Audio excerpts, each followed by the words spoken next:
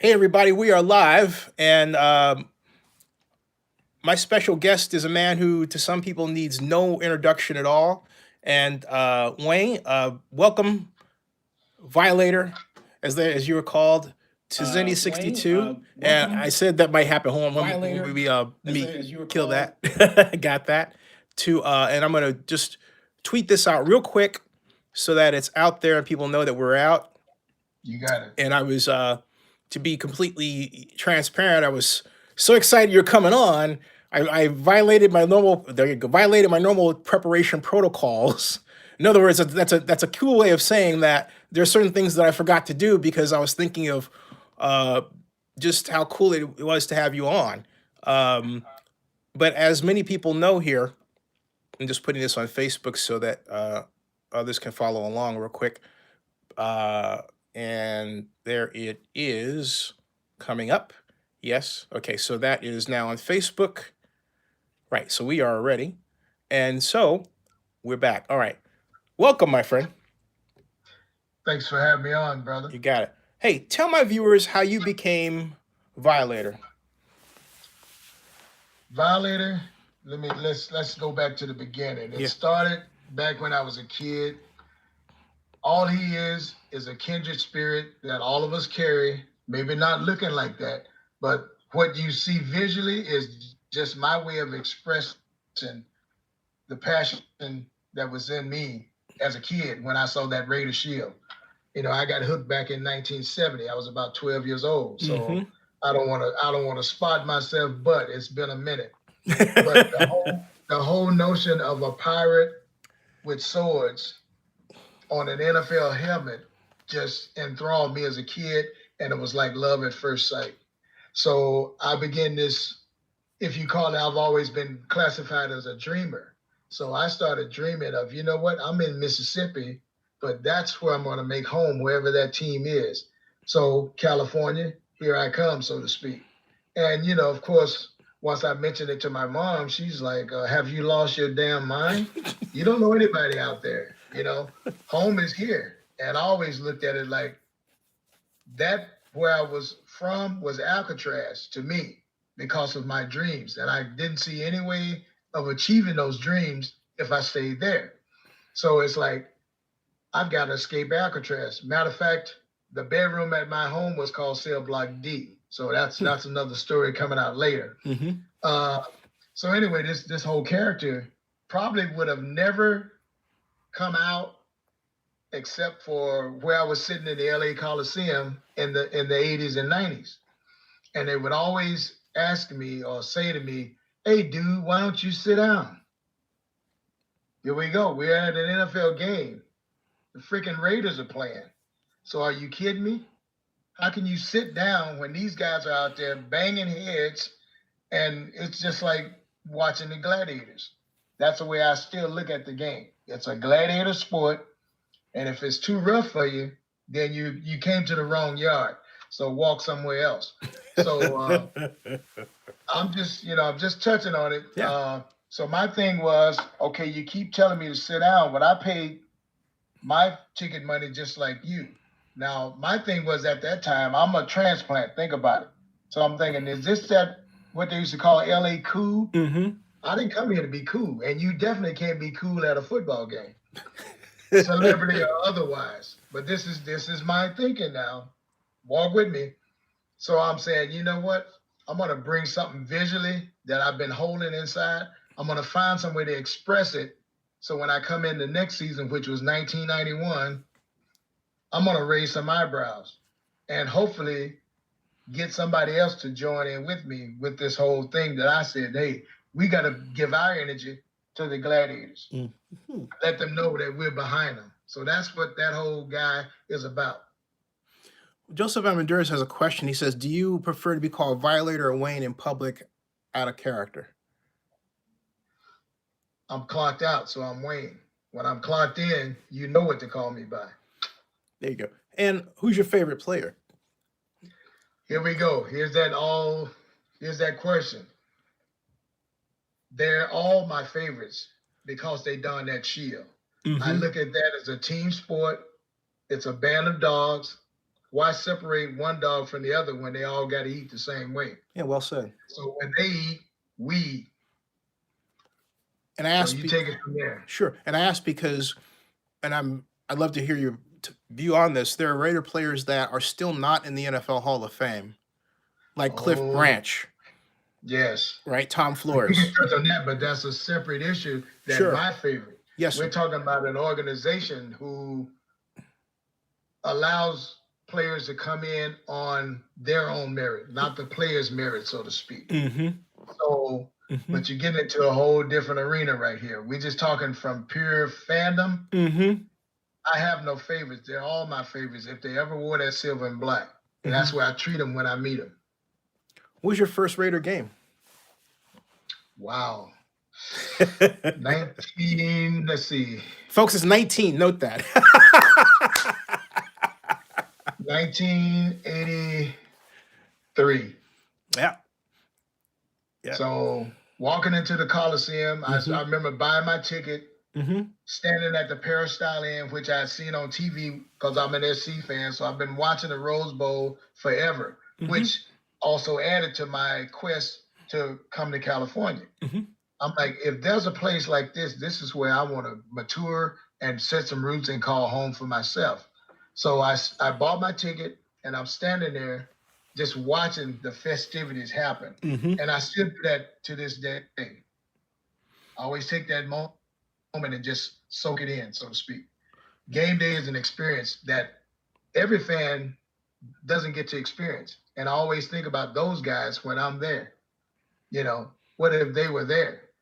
It's a privilege to be able to do that because of the expense of it, the dedication and the time that's involved with it, even though it's a business. And it took me years now, Zennie, to get that through my fandom head that it's a business. Fandom takes everything from your soul that you have to give forward to this.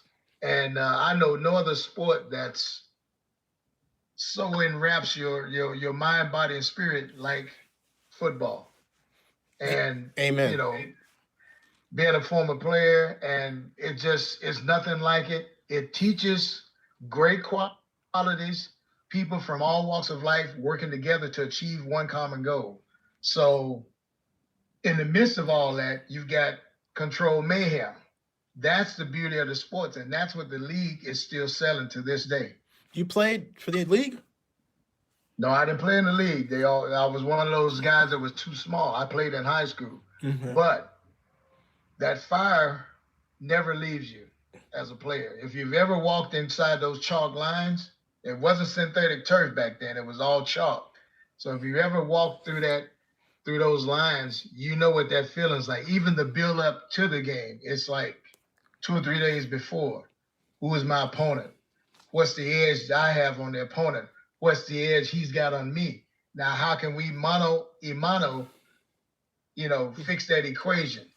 That's what the competition is about. So it's one of the most beautiful sports, man, that ever has been designed by man. Oh, hey, give your high school. It's also a struggle of life because you've got individuals, 22 individuals on the field at any one given time who have different agendas, different motives. But the whole thing, the whole beauty of it is bringing those guys, put their mindsets together upon achieving that one goal, and that's winning. Well said. Hey, give a high school shout out real quick. Where'd you go to high school? John F. Kennedy High School, Mound Bayou, Mississippi. Okay. That's near, that wasn't Jerry Rice, came from, I'll get off on that one later. Hey, so, it dawns on me as I'm listening that you were among the first fans of the Raiders in Los Angeles. So I'm going to ask you a question because I have never been to the LA Coliseum when the Raiders were there. My first Raider game was August, I believe it was 9th, if I'm not mistaken, of 1975. Okay.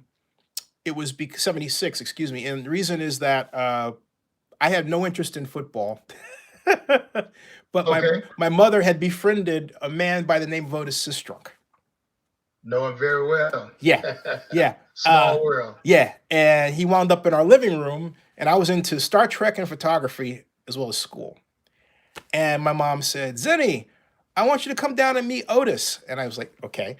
And this is, big dude. And I introduced myself as Mr. Sistrunk. Do you know anything about Star Trek? He goes, what? Yeah. And Nikon, right? And I realized if I'm going to get along with this man, I need to know about him. And so I found this book called The NFL's Encyclopedic History of Pro Football. He was on page 138, if I'm not mistaken. I bought it. And then I found the NFL's Encyclopedic History of Strategic History of Football, and I got hooked. And so it taught me how to watch. It showed me that as a guy who was interested in engineering and technical approach, I could watch football from that perspective. From And so that perspective. right. So, but I've never been to the LA Coliseum, and I want to know. My question is, you've been to both the LA Coliseum and the Oakland Coliseum. What were both like? Okay, LA. To me, that would always be sacred because that's the first place I saw them play in person. Mm-hmm. Now, I'd watched them from the Oakland Coliseum, and you can just look at what the media wants to show you at a game. Mm-hmm. But when you're there are no commercials. You see everything going on. So my experience as a young man in my early 30s in LA was it was like a growth spurt. I'm actually doing this. I'm watching my team. I'm here in person.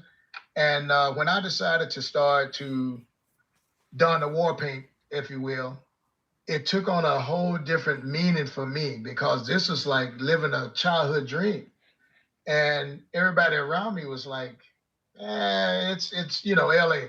It's take it or leave it. That wasn't that passion that I was looking for or that I had seen earlier. Mm-hmm. So here we go, 1995. We switched to Oakland. Mm-hmm. Whole different ball game. Now, I knew maybe a handful of fans who were coming down during the LA days. But when my first trip to the Coliseum, I drove up by myself, didn't know anybody. So I stopped at the local liquor store, parked in the parking lot. I was going to tailgate in my truck. So I thought. A couple of guys that recognized me came over, which was odd. I'm like, wow, they coming over? They says, hey, look, why are you sitting in the truck trying to tailgate by yourself? Come out and join us. Yeah. And that was new to me. I'm like, okay. Because I figured Oakland was this hard city, but the people are just family. Yes. They're people. Yeah. And it made me feel right at home and at ease. So there began a 24-year tradition there of just going and fellowshipping with these families, each game. And I've met numerous families over the years. And like I said, I've seen 2 or 3 generations come up. And it's so rewarding, man. But the difference is to Oakland, it was sacred because these are families who were the youngsters like I was from day one.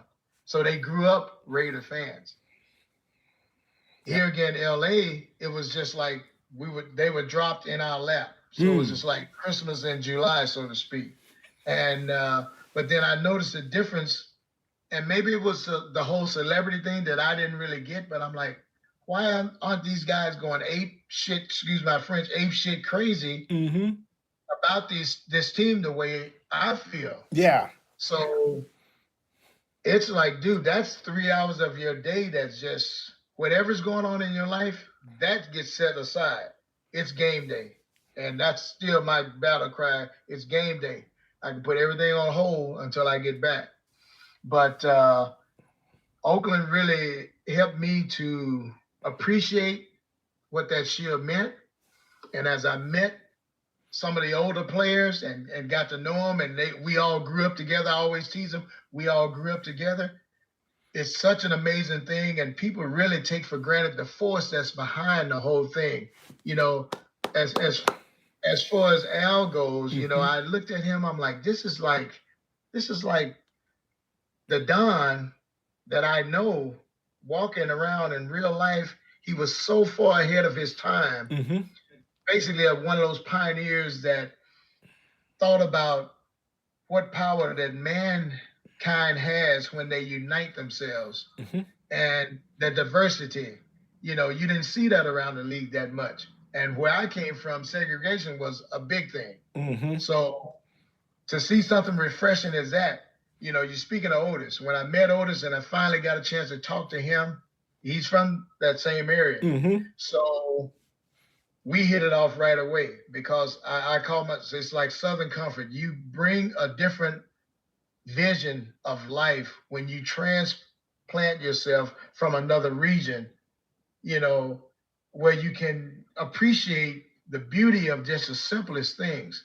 And still to this day, 29 years into this as a Violator, it's just like day one. Every time I step out or I go to an event, I'm going to meet somebody that I didn't know before. That's the beauty of, and I call it just a fellowship, man. You meet people along your journey, good or bad or indifferent, but they all come to your life for a reason. And it's to paint a bigger picture for you. Mm-hmm. If you have that, if you're inclined to look at it that way, you know. And I think that's fine. So, yeah. you know, having the team leave Oakland Mm-hmm. kind of really was like a hit in the gut. Mm-hmm. And I'm sure the fans there will attest to what I'm saying. It just, they couldn't fathom losing them twice. Right. And I sympathize with that because I understood their cry. Mm-hmm. But them leaving on my watch, so to speak, it was like, wow, how can this be when we've been here through thick and thin? But that's where the other side of the coin is flipped, and it's business. Mm-hmm. So it took me a good 15 years to really just let that soak in, that look, Mm-hmm. you can be a fan, you can be as dedicated as all get out. But at the end of the day, it's about dollars and cents. Hey, And all the other lore that goes along with it, that's just the icing on the cake, so to speak. You know, Yeah. I could serve you a pound cake with no icing, or I could serve you a German chocolate cake with all the trimmings. And that's what I feel like the Raider Nation is to me. Hey, before we talk about Vegas, what families do you think of? I mean, names of people that you especially think of? Because, like, for example, for me, at the Coliseum, I think of, frankly speaking, like Tor Cooper. I think of a number of people, the Black Hole. And I know there's these factions, which I don't, sometimes it makes me cry that they exist, to be honest with you. Because they're, you know, I like to think they're all friends. But, Right. you know, it is what it is. But when things were rocking and rolling, like when the Thursday night we beat Kansas City on, and you know, car through for 412 yards, right? Yes. I mean, I have video from that, and I can remember Mike Lowry. We were all going nuts. You know, that stuff you can't. Yeah. You know what I'm saying? If it don't move you, you're not a fan. That was almost like an AFC championship game, but it was just a regular season game. Yes. Yeah. The intensity of that game, and that's why I admire the rivalries. That's what got me into it. When I first saw them, they were playing KC. So that's always been a special team, so to speak, with me. And I always took it as personal, you know. But you can hate the team, but don't hate the fans. Yep. So I've made many KC friends over the years and looking to make more as time goes on, God willing. But that intensity of that game, be it Denver, San Diego, don't even hold a flame to what that fire is like when KC and Oakland, or Raiders, period, because I always have to catch myself now. Raiders, period. Anytime those two teams meet up, there's fireworks. How should we? But that particular game, I was there, and that was, you know, what, the triple overtime Yes. or something like that? Yeah. Who gets to witness that in a football game? And those penalties. It was something. Now, you talking about being drained at a normal game? I was just wiped out. But the euphoria that the fans take from a victory, it surpasses everything that, you know, humanly, you just float in on air, so to speak. And I look forward to those days again, man. You know, we're in kind of a, what do you call it, rebuilding phase or a transitional phase. The shield never changes. That's like footprints in concrete, as I always say now. Mm-hmm. And that love that you have when you first saw that should never fade over the years. It should grow. Hey, how should we as Raider fans think about? I have two questions. First of all, how should we read is open ended, but when I say how should we as Raider fans think about and handle the Vegas move? And have you had a chance to talk to Mark Davis? I haven't had a chance to talk to him personally. Look forward to that, you know. But how we should handle it, Mm-hmm. that is kind of like an open-ended question because everybody takes things and deciphers it a little bit different. Yeah. And it's got a whole myriad of reasons why. But listen to your heart at the end of the day. You've got all kind of other external influences to influence your thinking. But I always say think for yourself and listen to your heart first. That always leads you in the right direction. So, the whole move has got the nation right now just torn apart, scrapping at scrap, so to speak. Mm-hmm. There's enough for everybody to eat. My thing is that I try to share with everybody is when we unite, that's when we're most powerful. I look at the whole Raider Nation, Zennie, as a movement, none other than I've been involved with in my lifetime. Just from the perspective of people from everywhere coming together from, like I say, from all over the world I've met, and the vibe is still the same. You're my brother, you're my sister that I didn't know. Welcome to the family. Despite what's depicted on screen, so to speak, you can paint any picture you want, but when you're using the right paint, you can't mess that picture up because it is what it is. Right. And that's as a spiritual guy, that's the way I think God intended for it to be. So, call me a what do you call it, man? Sentimental guy, but I'm just with who I'm with. There's no halfway with it. Either you're all in or get the hell off the ship because you're taking up room for somebody that will love to be in that spot and do something positive, moving the ship forward down the stream. Yep. Well Sitting said. still, that ship would rot right there. You got to keep moving to keep barnacles from, forming on the ship, so to speak. But I have a different view of the whole thing, and like I say, this whole move was a business move. I'm so proud of the stadium, and I can't wait to walk into it for the first time to see Al's dream into reality. Yeah, and it's about dreaming. The Raiders You have to needed see a it. stadium. That's true. Yeah. It is a work of art. It looks like none other of the other stadiums. When you see that, first thing comes to mind is that must be a Raider stadium. That's the way it appears right now. Now, the state of Nevada is going to reap benefits beyond what we could have ever imagined. And I'm just saying, as one fan who has been supporting, I call myself an investor because season ticket holder for over 30 years. And this is the first year that I haven't had season tickets. So it's like a new chapter for me. But I'm still saying I will be there some kind of way. So I'm in collaboration with numerous entities, so to speak, to make that dream still happen, because I don't feel like I've come this far in the journey just to be dropped off the ledge, because I got more to offer and more to bring and more to share, Hey, I got to ask you, through my journey. before we go too far into Vegas, I got to ask you, how long does it take you to get dressed and become Violator? That's about a 2-hour transformation, I call it. Wow. It's not like just putting a suit on. It's a transformation. And when I say transformation, I'm going to go back to my comic book era. Yes. I always admired the superheroes who came out of the darkness and shed a little light on maybe just one family or one particular incident. That's where I look at my character. Now, I'm all about, the rough and violence on the field, but off the field, what can I do to help you, go forward in your life? What positive can I share with you that would enlighten you to share with somebody else.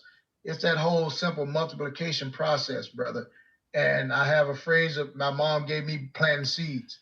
She says, plant good seeds on good soil and water it. You see, if you live long enough, you see the harvest.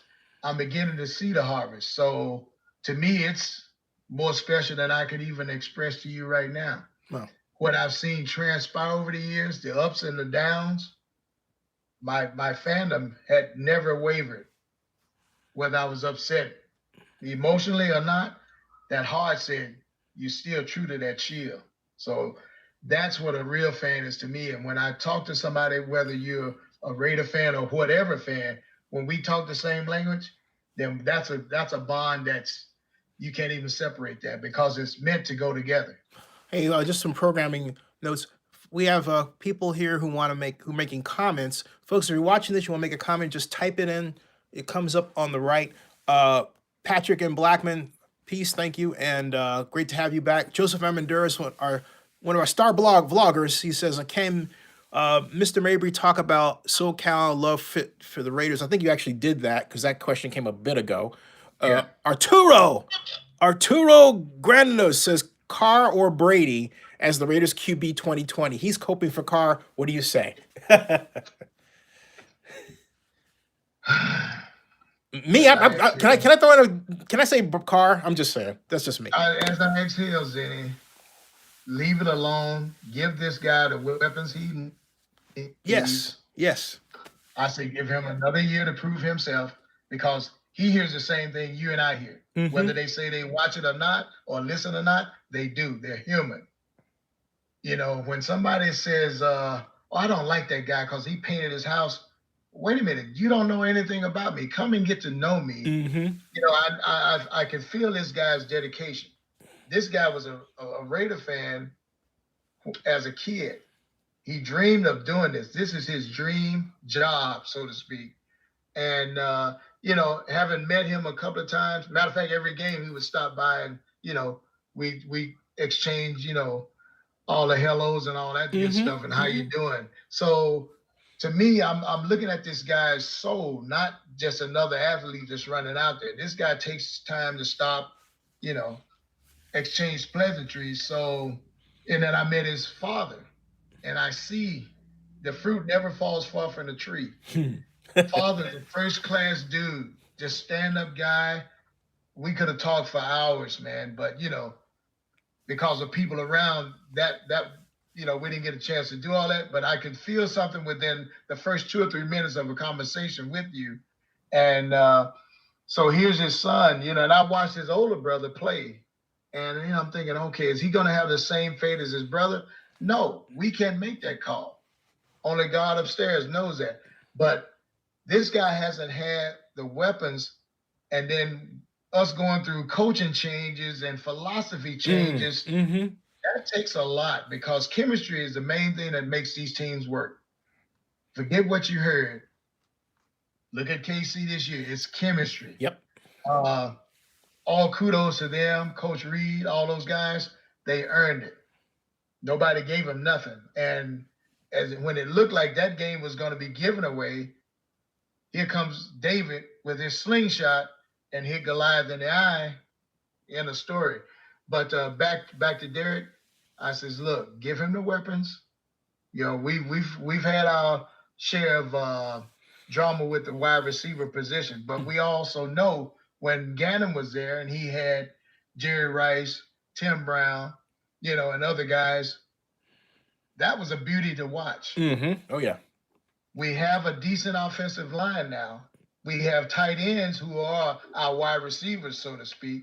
So let's get those little pieces filled. So I'm looking forward to this draft to see which direction they're going to go. Now, I'm a defensive guy, so, I'm watching that side of the ball with X-ray vision. And we've been lacking right there.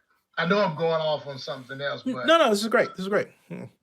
That side of the ball has been neglected in my estimation. I agree. As a fan. Yeah. And for whatever reasons, that's above my pay grade. But I'm looking at linebacker position, I'm gonna go back and name a couple of guys, you know, because I grew up with your Matt Millans, your Jerry Robinsons, you know, those kind of guys, you know, your Jeff Barnes, you know. Jeff Barnes, yeah. When those characters of guys left out, you know, we had a bunch of fill-ins that were talented, but were they a me kind of guy or a team kind of guy? The Raiders back in the day when you and I were youngsters was all about team. Didn't give a damn about stars. 11 Angry Men. 11 Angry Men of the late 60s. 11 you know, you've heard it. See, 11 Angry Men, and be damned if you're going to walk into our arena and walk out with a victory. So you know coming in what time it is. That was the whole feeling when you walk into Oakland Coliseum. It's a battleground. Yeah, you know, that's what I'm glad you said. Yeah, and I just want to say the other thing I'll remember is when we beat the Titans in the AFC Championship game at the Coliseum. And, you know, I've been to 9 Super Bowls, okay? And for those people who are watching this who may not believe in God, I would say you've never been to either a Super Bowl or an AFC or an NFC Championship game in a home stadium where they're winning and you can feel the human energy coursing through the stadium. You know what I mean? Yes, it is like nothing. I mean, it is like nothing you've experienced in your life. It's like, you know what I mean? And when it hits the material, the Coliseum with that concrete and everything, you can feel like you're floating. I felt some of that Thursday we were talking about. You know that game? It was that it's weird, folks. It's weird, right? You know what I mean? It's weird, but it's as normal to us, right? As it should be.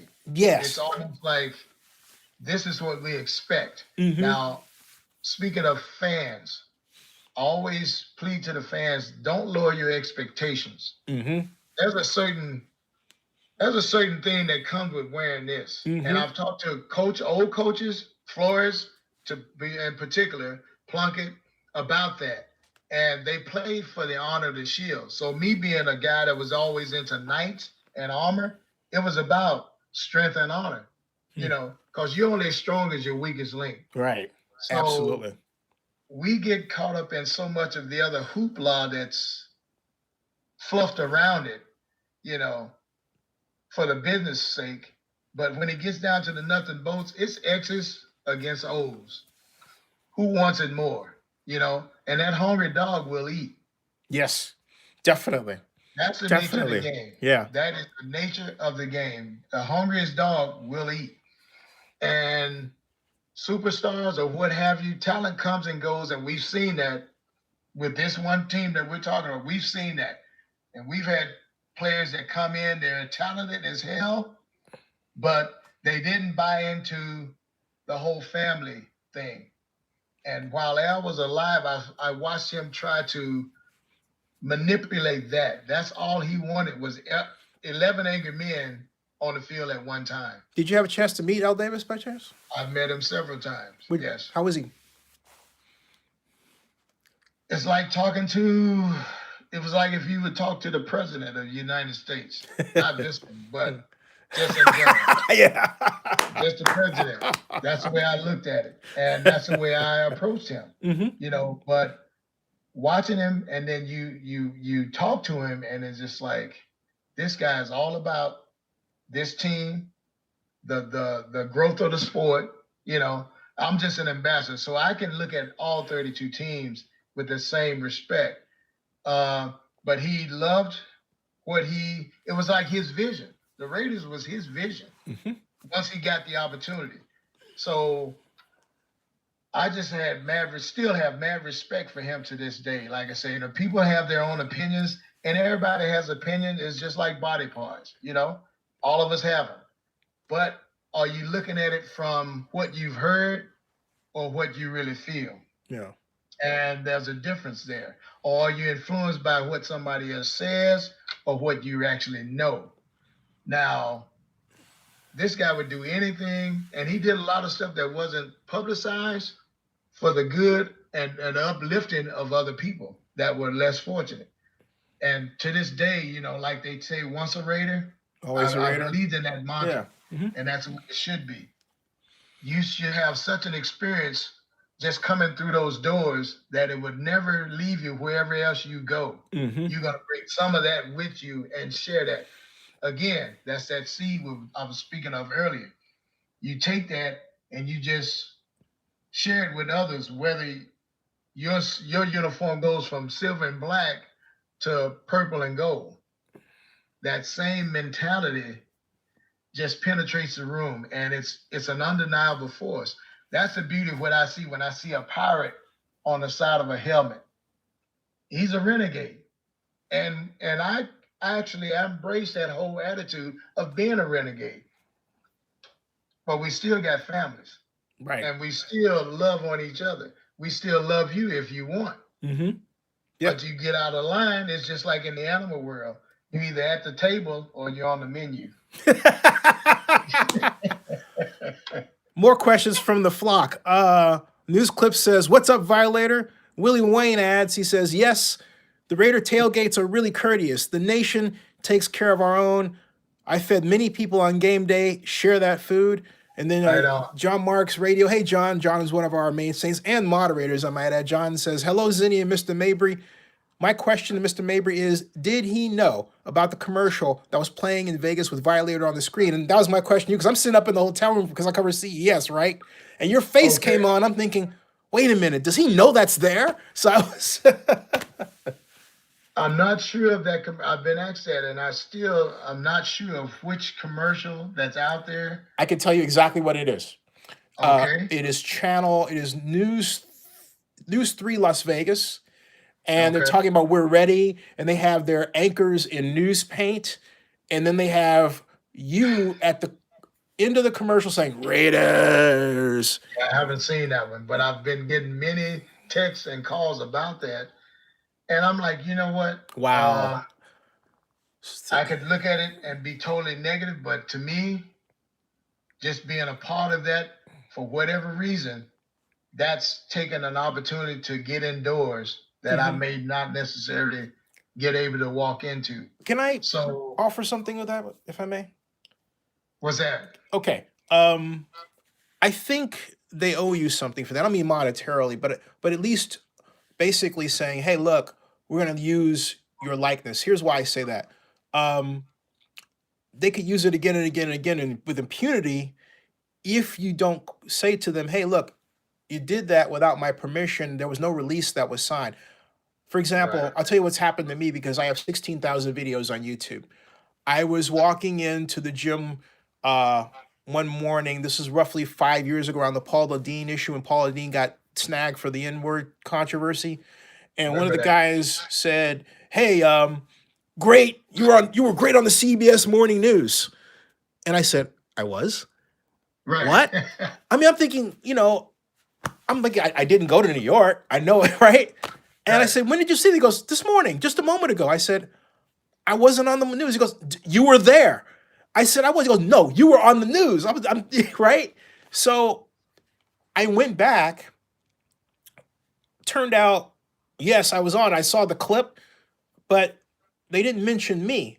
However, they used my name and my words, okay, to make a point with their story.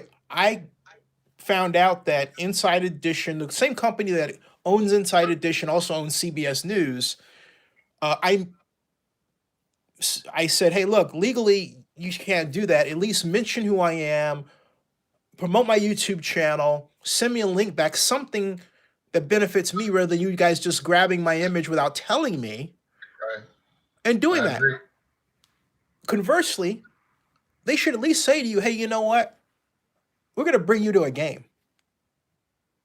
Because if they've been using your likeness again and again and again and again and again, it's only right to do. Otherwise, here's why I said, they're using your likeness to create attraction for themselves, which then goes to their their own revenues, okay? So it's only right that they give you at least a ticket to a game at a luxury box that they are in, frankly. I'll take it a step further than that. Sure.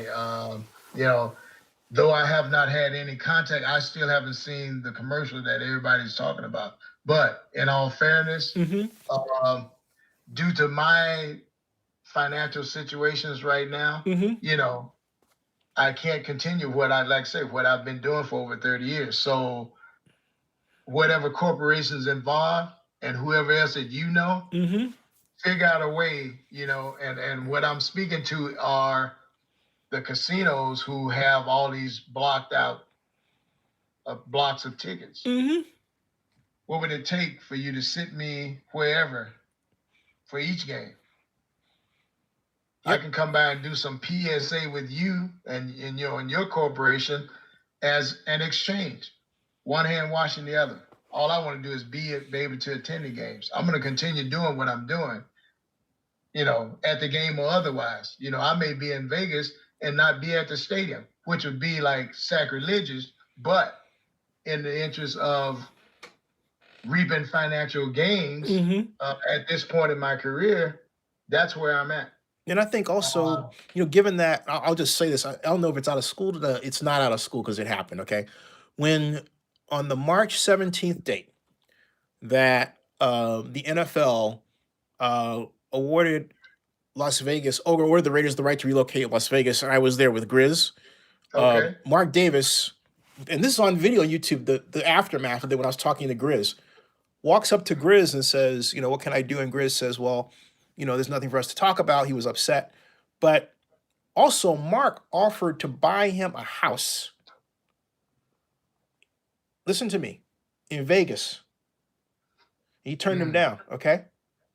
All right? So my point is that the Raiders themselves know that in going to Las Vegas, the only place other than Los Angeles they have to draw from for the Raiders' cultural DNA for that stadium is Oakland. Absolutely.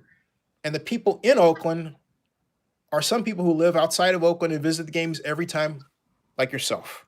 And like myself. So what they should be doing, what the Raiders should be doing, the Bedane should be heading this up, is making sure that you guys have a place in Las Vegas, because it's like they're partnered with MGM, right?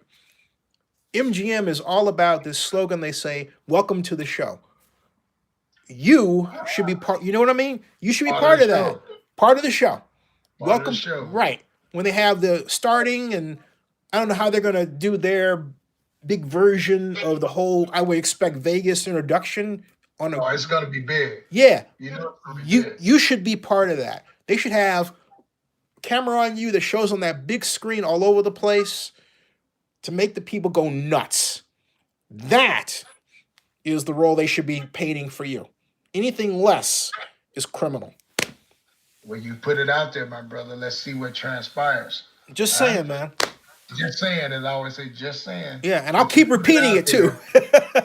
I agree with that. You know, looking at the time put in, stomping the yard. I'm not really asking for handouts, but it's like, you know how they say you make something right? It's whether it's grandfathered in or however you want to handle it. But like I said, if they're talking about the show, then I should be a part of that at least, whether cameo or otherwise. Yeah. But like I say, we'll see what's in store in the near future, because it's coming quicker than all of us realize. Oh, yeah. It's coming. And although there is an outside chance they might be back, just, you know, this is engineering things, but whatever. Yeah, but I will say this, and I've said it once, and I'll say it again. I've said it a bunch of times. When the thing is finished, it's going to be the best stadium in the NFL, especially the sightlines on top. Better than SoFi, because SoFi is so deep, right? But the sightlines of this thing, oh, awesome. More questions from people. Is Hero asks, he says, what would Violator say to those Oakland fans that are dropping their fandom because of the move?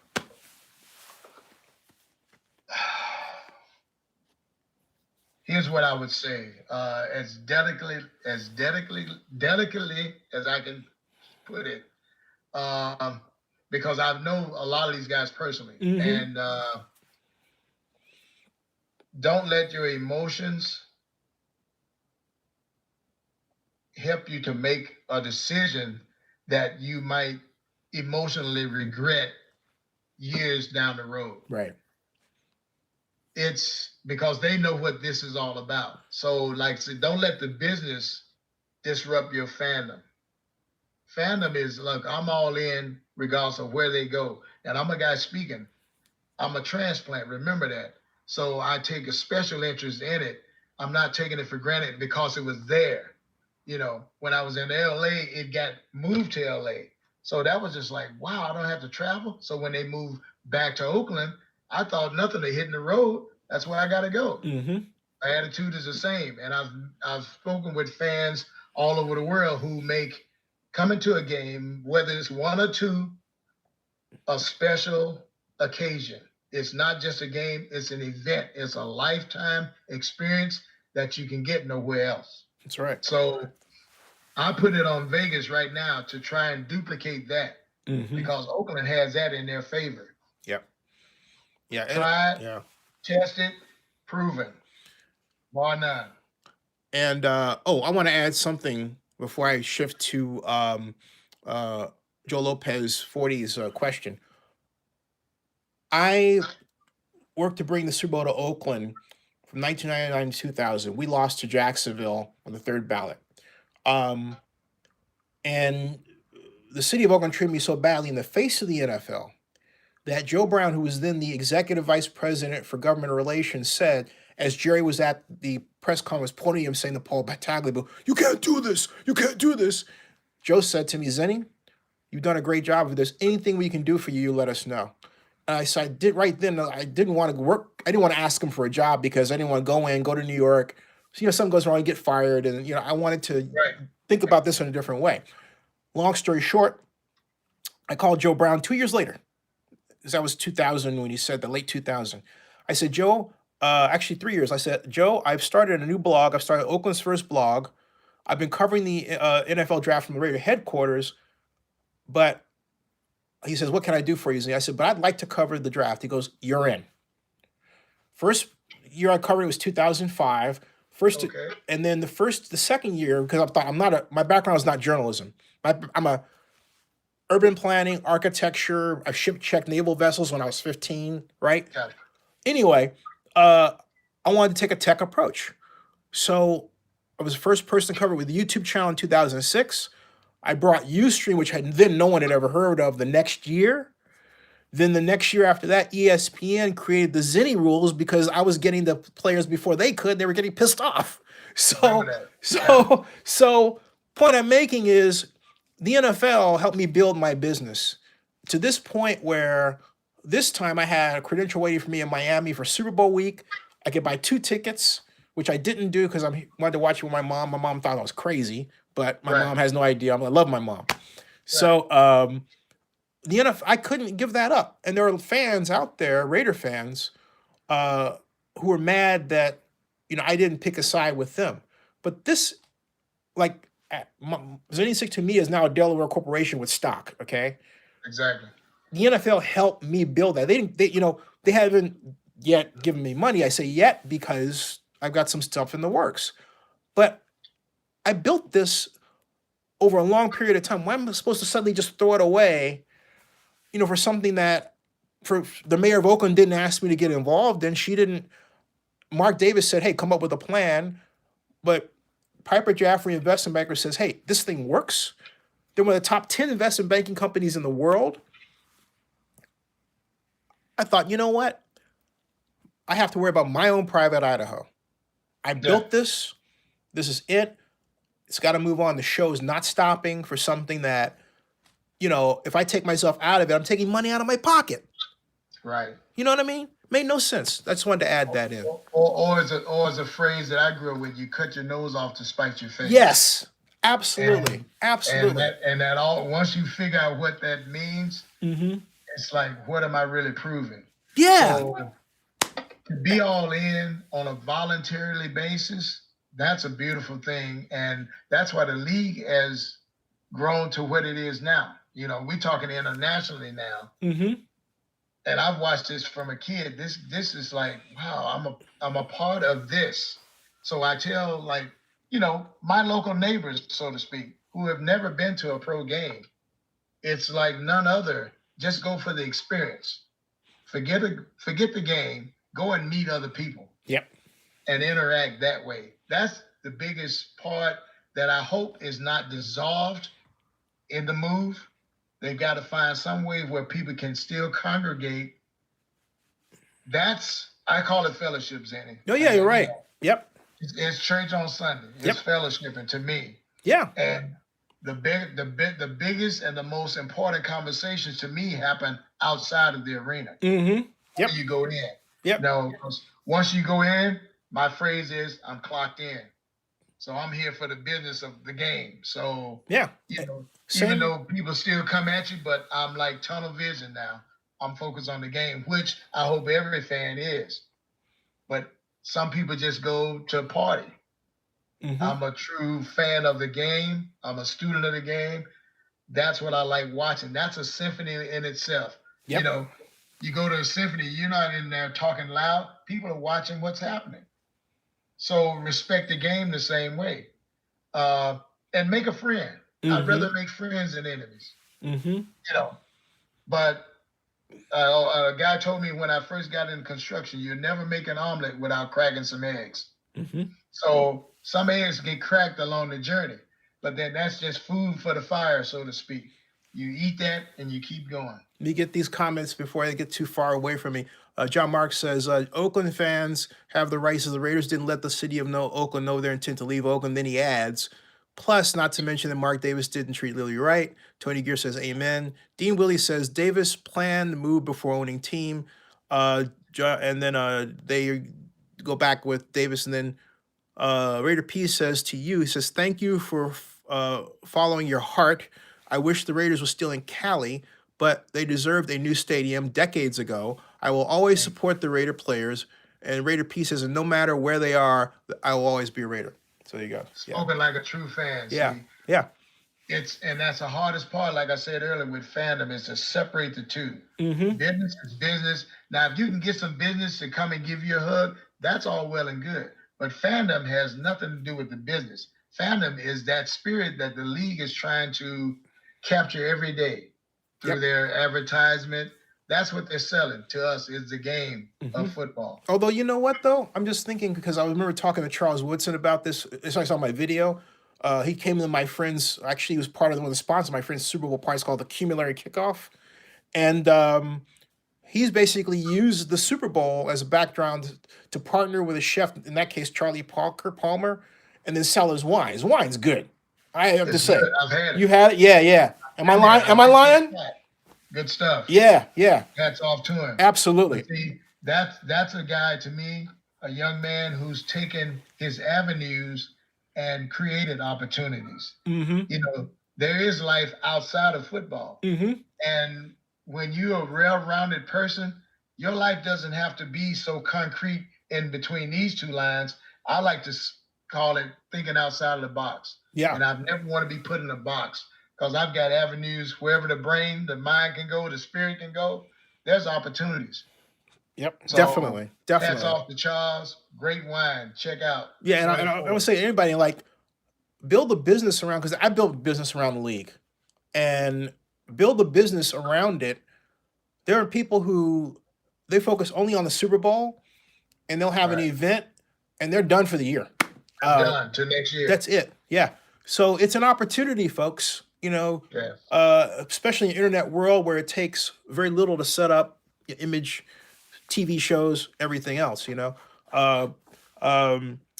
the other question is, Henry Flores. Hey, Henry, I haven't seen you in a while.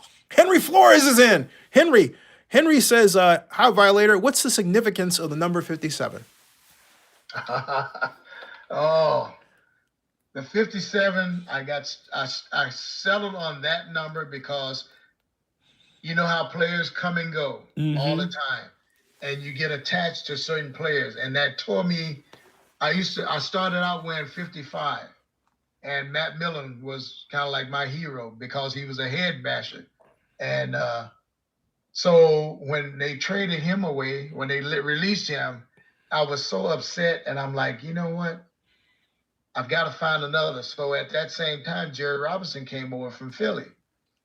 And I just liked Jerry's attitude. He brought that East Coast brashness, I'm going to hit you in the mouth kind of thing. And so I kind of like watched him, and I'm like, okay, you know what? I'm gonna buy his jersey now. When they got rid of him, I'm like, you know what?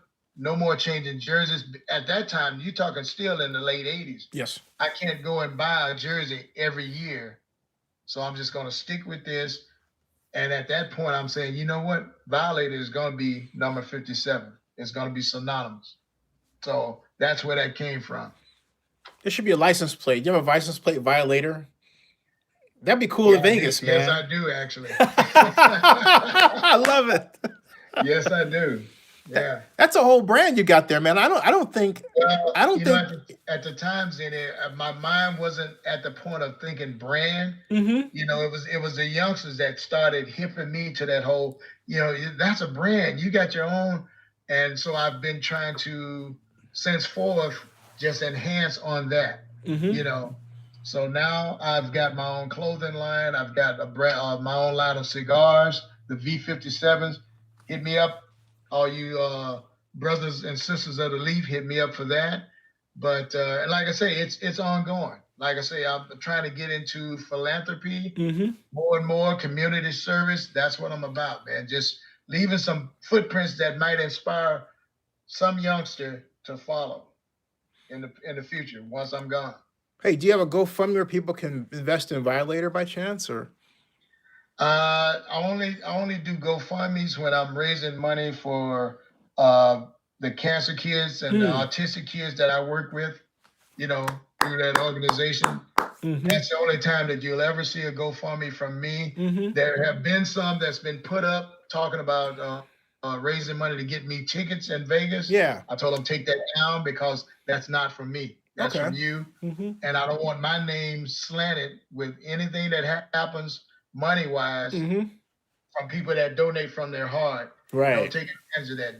Don't put my face on that. So there will be a way made for me to attend those games. I'm just going to, like I say, keep doing what I'm doing, stomping the yard. My 29th year this season, so let's see what it brings, brother. Okay, and we've got Raider P says, we all hate some of the moves the NFL made for the business side of the game, but if you bleed silver and black from the very beginning, you should bleed silver and black till the end. That's being a true Raider fan. And then, Joseph Amanduras asks, he says, Tim Brown, Rich Gannon, Josh Jacobs, and others were at Frank & Son's collectible show last weekend. He wants to know, were you there? I wasn't there. I found out about it, I think, a couple of days before. I had some other engagements lined up, so I couldn't make it there. I have been at those shows last year, matter of fact. Awesome show.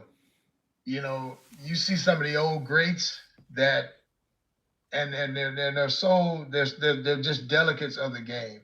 It was just a thrill just to talk to these guys. And matter of fact, the one I was at, they were doing a life story on Willie Gault. Mm-hmm. Waiting for that to come out. Oh, yeah. And we got to be a part of that, you know, just by being there.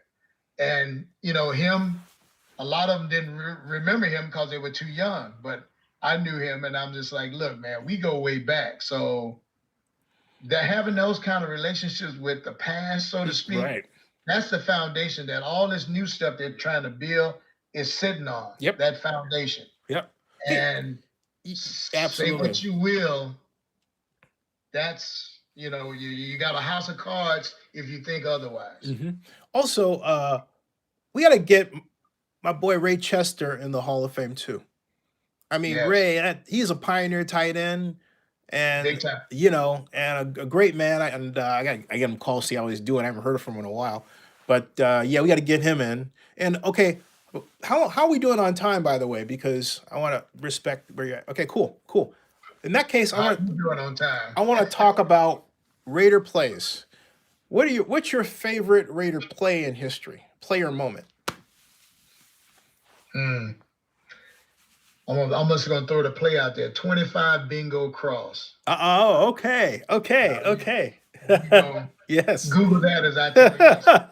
Google that. Yeah. That's running back Charlie Garner. That was bingo cross is a West Coast. That's Gruden. And no. Okay.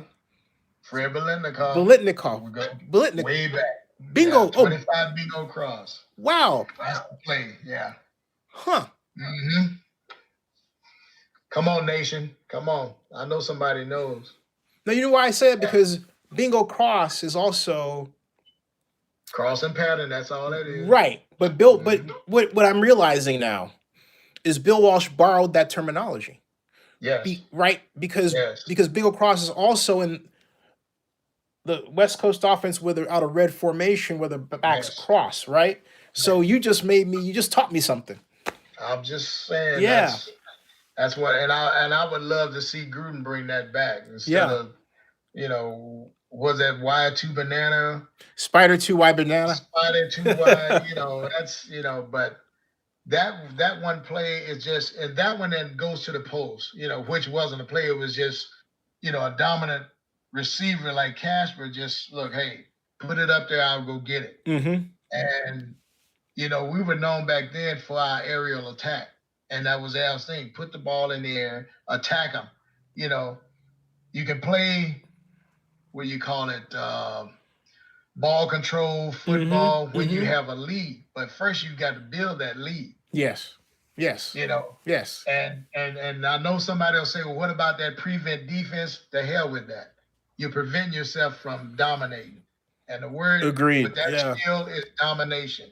Never let up. I remember hearing Howie say that when you got your foot on their neck, you got to stomp them out. Yeah, killer instinct. Foot off to stomp the life out. In relative terms, not literally, but that's the nature of this sport, and that's what most fans, I would assume, come to watch. Like I say, it's gladiators. Why else would they wear all this equipment? So now the game gets too rough. Now I'm looking at the league making all these social changes, but player protection, blah blah blah.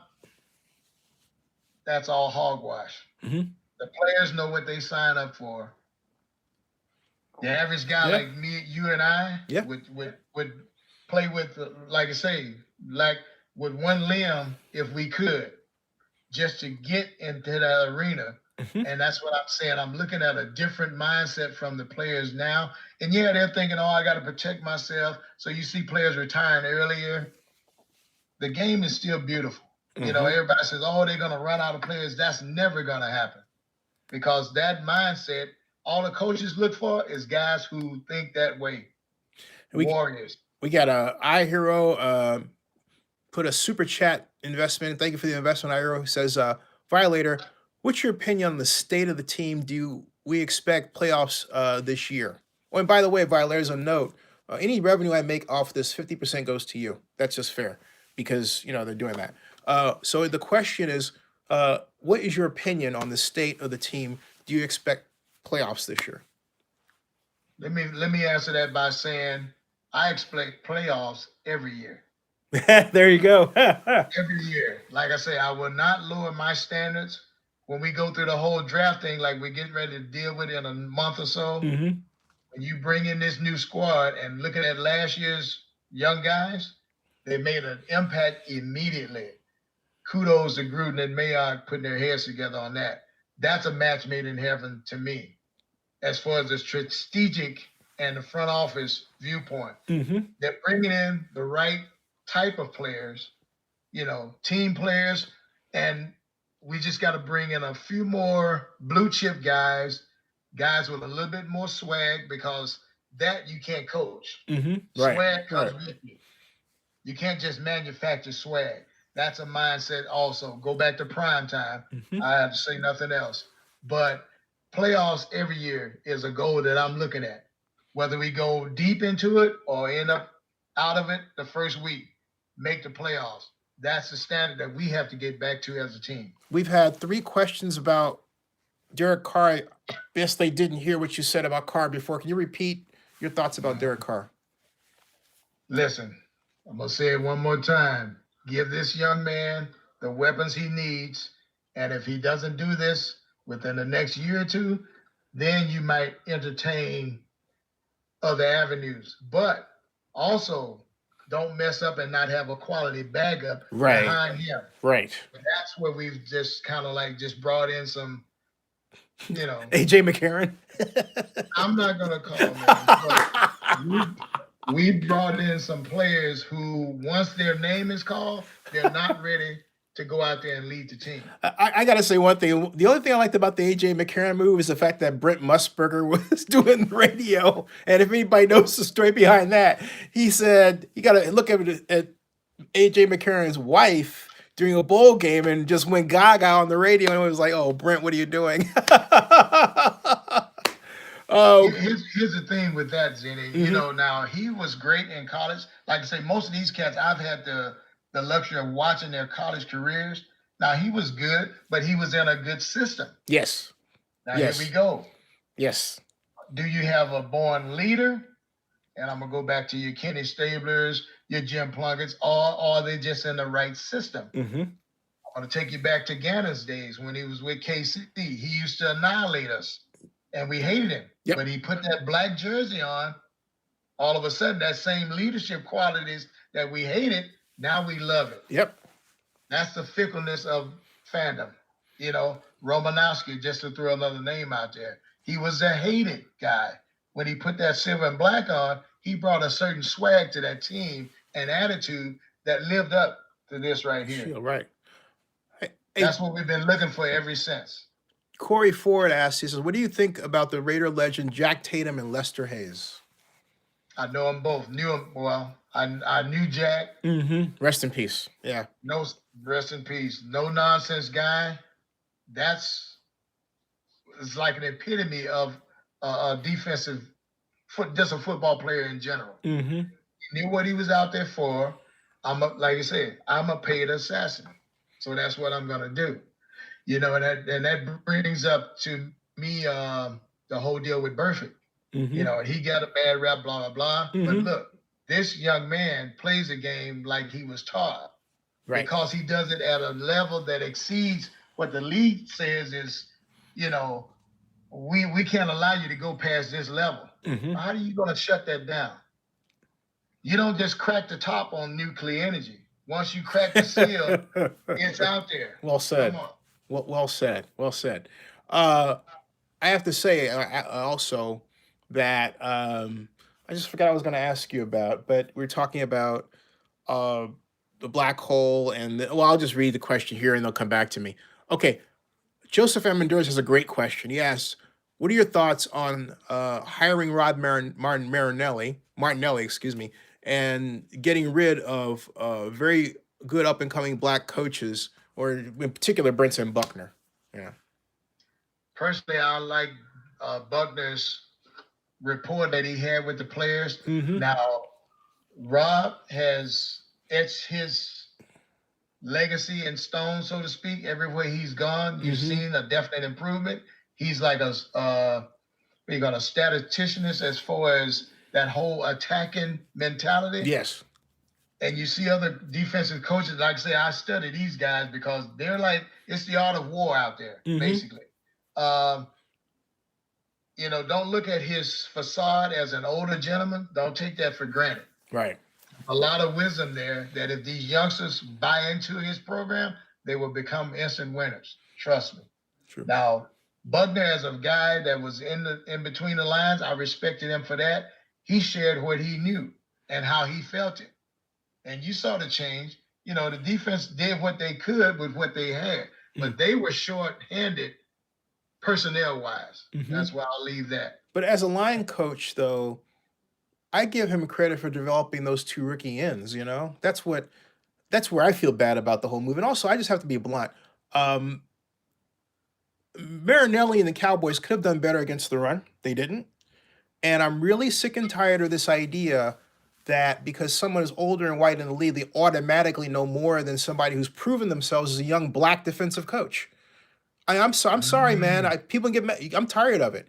I'm tired of this. The elephant in the room. I'm tired of this mentality. I just wrote about that today because the mayor of Oakland has this habit, who's my god sister, okay, of bringing in as chief administrative officer everybody but black males. And this has been, okay? And I just got tired of this because now she wants to bring in this Stephen Falk guy as interim. I said, wait a minute. Put the brakes on. Racism is a mental illness. And it causes people to think that somebody is better than somebody else purely because of... Based on... Right. gender and color. I'm kind of like, you know what? Stop it. And the Raiders have brought in Marinelli and this young Austin King, they're both white. And I'm thinking, is John hiring his friends who are white and Republican? You know, okay. I'm tired of it, and it's like there needs that's why. Okay, enough of that. For me saying that, but you get where I'm coming from. All right. No, and that's why the ocean waves always moving. There's always an undercurrent. Yep. And that's the elephant in the room right now, as two men of color are concerned. Yeah. We cannot. How do I put it? We cannot become despaired. Right. Because we're used to obstacles thrown in front of us. Right.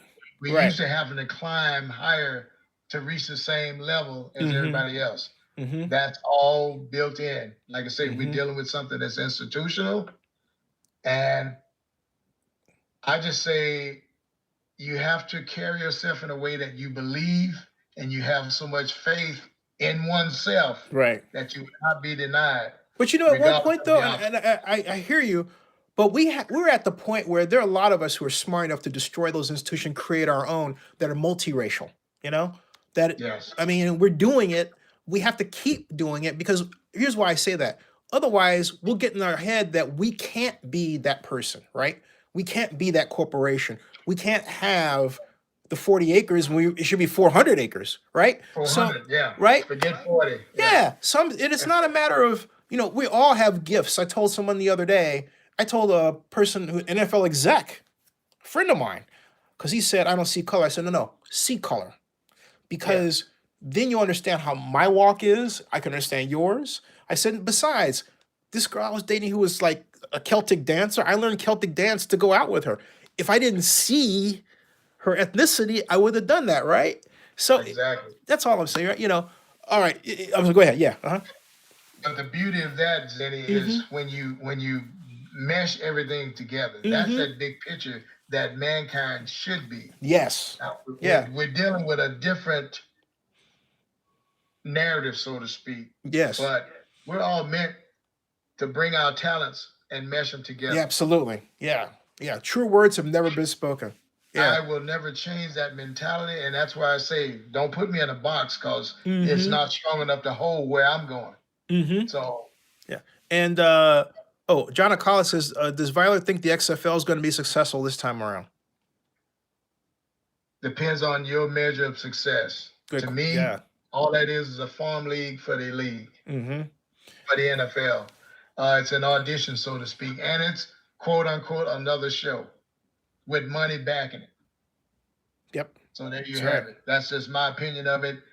To me, it reminds me of arena football in a way. And I'm old school, so I like the rules of the NFL, the way the game, I would learn the game and the way I've been watching the game. All this newfangled, you know, you can make an omelet and put something else in it. It's still an omelet. So come on, you know. Yeah. And then John Akala, I got that one. Joseph Mamadura he says, yes, institutional racism. We see it in the Latin American community as well. And then Maurice Harrow, if I'm pronouncing his last name correctly, he says, what's the problem with the Raiders in the NFL Hall of Fame? What is the problem? Well, just my opinion. Yeah. I'm going to say it like this. I've heard instances where there's enough of those guys from a certain era, and that's where they break it up now. Enough of those guys from a certain era that's in there. My question is to those guys, why were these guys left out based on their merit, not what team they played for? Right. That's, I see it continuing unless we keep making enough noise about it. Yes. Bringing that awareness, because we could just bow our heads and shut up. And everything's okay, but it's not okay. If it's based on merits of the game, because you got guys in there really that's one-hit wonders. Yeah. But somebody liked them, and there they go. I think if I had to put a finger on it with respect to with respect to Jack Tatum, it was August 16th, 1986 game I was at, preseason featuring the New England Patriots at the Coliseum, where Darryl Stingley was hit by one Jack Tatum, and I had my binocs on him, and there was a resounding whack. I mean, like, That's a woo hit. yeah. And prior to that, it was one of those things where, I mean, okay, to be blunt, before he got hit like that, Darryl Stingley had 180 yards receiving in the first half. We were getting torched, man. It was like Jack had just said, enough of this. Enough is enough. Yeah. Yeah, and literally that's what happened. We watch games, Zennie, where we just wishing as fans, why don't this guy? Oh, I'm saying 11 of the 11 guys out there, who's gonna say that to themselves? I'm gonna make a play. Right. Yeah. You hear your attitude. Yeah. I'm gonna make a play. Yeah. We wait for that one guy to step up and just say, I'm gonna make a difference right now. Yep. When you're a student of the game, you're into the flow of the game, you're aware of what's happening, regardless of coaches on the side. You've played the game long enough, there's a flow to the game. And I take it all the way back to Sandlot. You see certain tendencies of your opponent. So it's like, speaking from a defensive guy, instinct kicks in. Yeah. I see what they're trying to do. They're going to try to woo me over here with this, but they're going right here. I'm going to meet them at the hole and make a difference. That's what I'm waiting to see from this team. Yeah. That's going to take us to a different level than we've been in the last, I'm going to say, 20 years. Yeah, and something with Jack Tatum that concerns me with respect to the Hall of Fame is, as we move into this era of reevaluating the sport from a safety perspective, I have a feeling that the pro football writers that are coming in, they're dwindling in number, which gets to another issue I'll say in a second, but there needs to be a way that we can get them out of the way and not make sure that they unfairly evaluate the actions of the past with respect to Tatum, because Jack was a product of his time. He wasn't a bad man. He was doing a job to the best and the highest of his ability on the field back then. Yes. And I have a feeling that he's being held hostage by how this generation looks at the rough and tumble of that generation, right? And Absolutely. I don't think that's fair. I don't know what your thoughts are, but here's one thought, and I know it may not make a bit of difference, but whoever the panel is, usually writers or whatever, why don't we bring in a different crop of guys? Yeah. With a little different mindset and some fresh ideas, so to speak, because it's like the old boys club. Yeah. Bring some fresh ideas in there. That's the only way that's going to ever grow to me. Yep. Otherwise, it's just like, the country club setting, okay, we'll let you in when we want to. Yeah, absolutely. And basically that's what's happening. Absolutely. Like I say, some cats go in first ballot. What did they really do? But the guys that have been proven over time put on a waiting list. And my biggest fear now is this Coach Flores won't be allowed to see his induction. Yeah. Just like what happened to Kenny. It's just like, don't do it after the fact, because it takes the joy away from the family than sharing it with that player, And like I say, Zennie, that's going to be an ongoing saga. We can talk every year on that subject alone. You're right. Yeah, something does need to be done, because, among other things, sports writers, they're losing their jobs because everything needs to be restructured. They're reminding this. Now, here's another point. Why don't you bring in public opinion also? Give us, the fans, a voice in that procedure. Even though it's a procedure, a process, let us have some say-so and look at the numbers right there. Yeah, I mean, I think, just piggybacking on what you said, I think the NFL and the NFL Hall of Fame ought to consider the whole selection process as an event and a show unto itself. Absolutely. Televised, even separate from, they don't do that right now, and I think they're missing out on something. What my thing is. Oh shoot! You know what? You better put that treatment, write that script in to WGA and have it copywritten, man. But what I'm seriously saying is, this is a fan base driven business. So why not send out a poll that's actually gonna be used Mm-hmm. to the fans, like say nationwide, Yep. just like they pick all stuff, y'all pros. That's picked by their peers.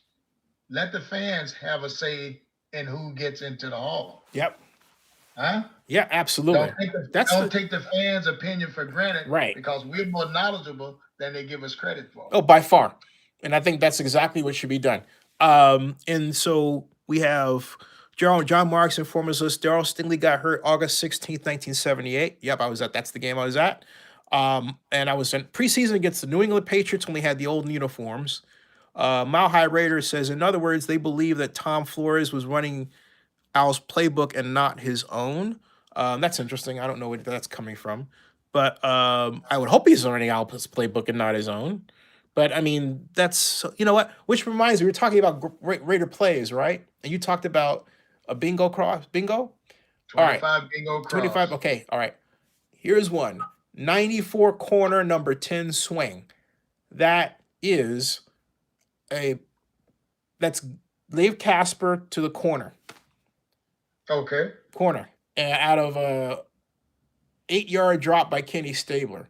Out of a slot, what the Raiders used to call east far right.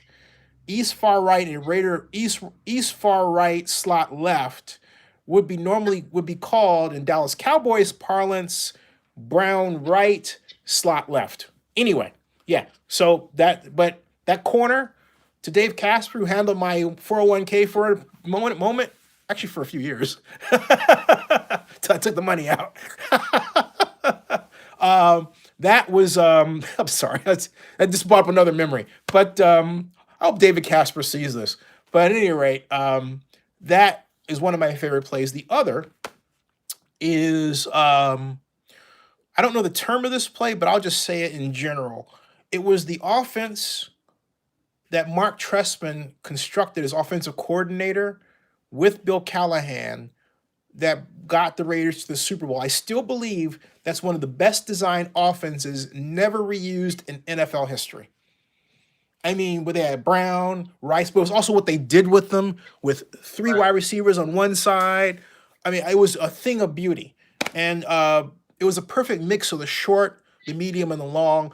And I said to Al Casal, that who's since passed on, but Al, I did some work for the Raiders back when I worked for the Mayor of Oakland. But I said to him, they ought to bottle that. That should have been bottled, you know? That's, to me, Zennie, that's what we've been missing is that, and that play that you mentioned, that type of formation keeps the defense honest on all 3 levels. Yeah. So you've really got 3 levels of attack. And of late, we haven't really initiated that. You know? Right. We haven't attacked. We haven't attacked, really. We've kind of like, bend and take what, you've got to dictate what you're going to do. Let them do the adjusting. Yeah, and absolutely. Don't become so stagnant in your attack that a kid of 15 can sit in the stands and figure out what's happening. That's what I'm saying. So I go back to, I want to bring up an old coach that we had there. Oh, man. What year? Oh, God. I've coached the Bengals of late. Help me. God, of course. I'm so embarrassing. John Gruden's brother, Jay Gruden? No. Hugh Jackson? No. Yes. Marvin Lewis? Not Marvin. Hugh. Yeah, Hugh. Yeah, Hugh. Yeah, I remember Hugh. Yeah. Remember those years of how diversified our offensive attack was? He used those guys that we had to their strength. Yep. They enjoyed playing. You know, I've talked to them doing that there. They had fun out there. They were having fun. It's fun because you never know what's coming. He always throws a wrinkle. These guys look forward to that. Otherwise, they're bored out there. Yeah, that's a great point. Absolutely. Raider P says Super Bowl was sabotaged by Gruden knowing all the plays. That was talking about, you know. And then, we don't even mention that one. And Angel Bautista Perez. That is a cool freaking name. He says, He asked, "Do you believe, Violator, the Raiders are going to give Tom Brady a 2-year deal worth $60 million?" No. There you go. No. There's your answer. There's your answer. No. There's your answer. Tell you. Oh, and Corey Ford says, "Am I coming in the NFL draft? Vegas is here." Let me. I am already press credentialed for the combine. Okay. And I expect to be credentialed for the NFL draft too. I gotta get started and focus. Yeah, this will be. Yeah, you going? Are you going? I'll be there. Oh, cool. Yeah, we gotta have an event. This will be my 2005, 2015, 15th year.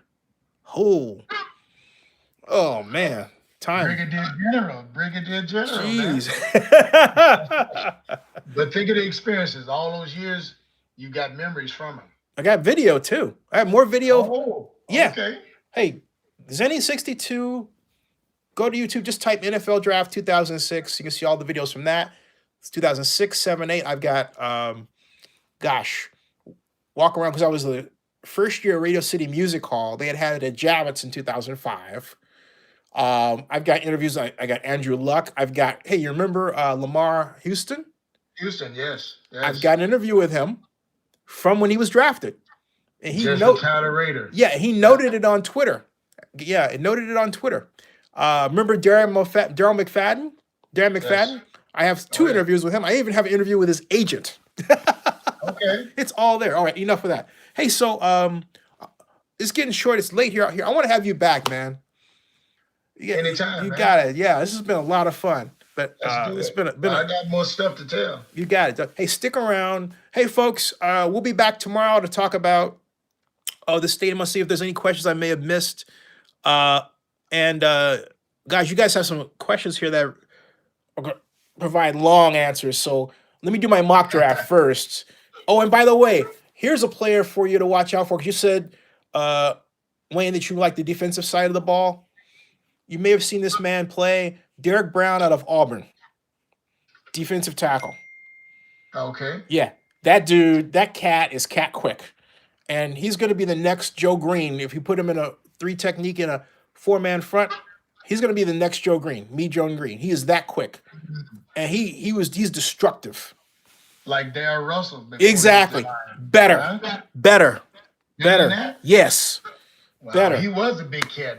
Oh, this guy can tear your offensive line apart. He is that good. I'll keep an eye on him. And I'm going to tell you something, because I'm still mad at Reggie McKenzie. I saw Reggie McKenzie at when he was with us the year that we drafted Galen Conley.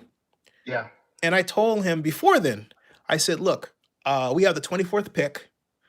There's a guy out of Alabama that ragdolled Myles Jarrett. His name is Cam Robinson. Draft him.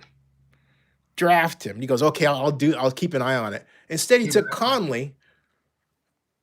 Robinson went to the Jaguars and became all-pro.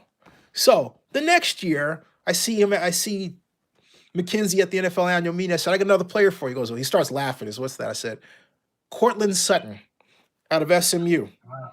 He's going to be, he goes, oh yeah, 6'4", 212. He's going to be an all-pro his first year. He goes to the Broncos. What does he do his first year? They start him. Yeah. I mean, fans, hey Raiders, listen to your fans, man. But you know what, Zennie? You know what? And I've been told this in so many words. You guys aren't the pros. Mm. And I took it as well as I could, but I'm saying, okay, so because we're on this side of the fence, our opinion don't matter, just our dollars. Many of us have been, like I say, involved with the game longer than some of these coaches and scouts. And we see what we see. When you watch a college game, which is another beautiful thing, I hope they don't screw up. Right. These guys, and that's what they're doing. They're auditioning for Sunday. Mm-hmm.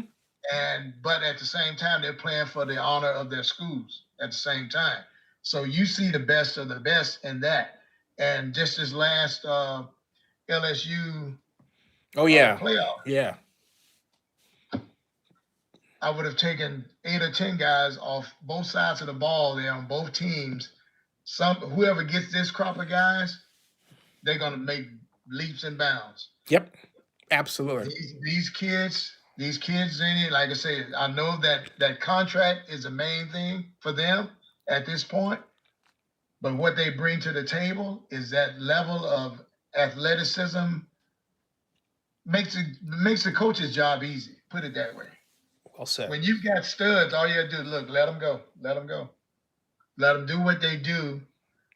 Build your game plan around their strengths. Like I said, I go back to Andy Reid. I hate to say it. I almost bite my tongue, but look at what he did with that squad that he had. They weren't the most talented team, but they believed in the program. And you saw them apply that week after week.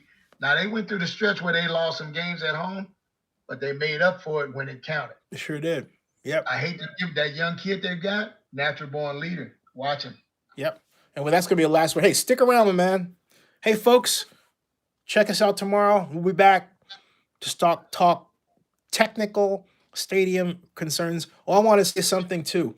Everybody's opinion is important. As Wayne has said, listen to everybody because you just may find the answer. True that. All right. Stick around, Wayne. Thanks, everybody. I'll see you.